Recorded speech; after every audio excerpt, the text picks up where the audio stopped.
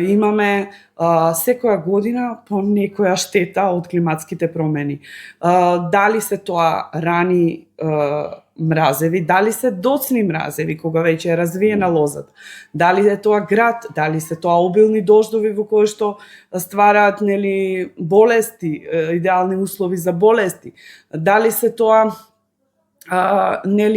поплави, сето тоа влијае на самото производство и сето тоа влијае на сушите, да не ги заборавиме. Ние 24-та година имавме катастрофална година во лозарството поради сушата.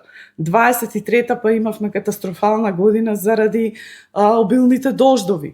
Колку што можат лозарите според своите финансиски можности, колку што им дозволуваат, се заштитуваат. Но пак ќе кажам, не можеме како некогаш што било со мали површини и мали количини да обстанеме. Мораме да работиме на поголеми површини ако сакаме да имаме некоја зарава и професионално да се работи тоа.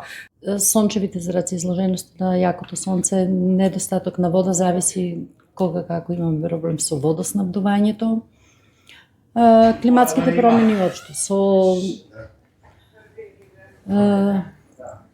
временските непогоди и така. Да, јас мислам дека треба да има поголема поддршка и посебно за фамилиите што се определени само на работата на земјоделието, осигурани и регистрирани земјоделци што се бават само со таа дејност. Доста сме оштетени, пошто летно време е многу жешко кај нас, наводнувањето е многу слабо, а немаме доволно вода. Инаку целото, мислам, лозје ние под капка систем, али ние не можеме да го навадиме кога му е времето за вадење, кога треба да се полева. Да ти кажам за сега, јас мислам дека е потешко да се живее само од лозарство.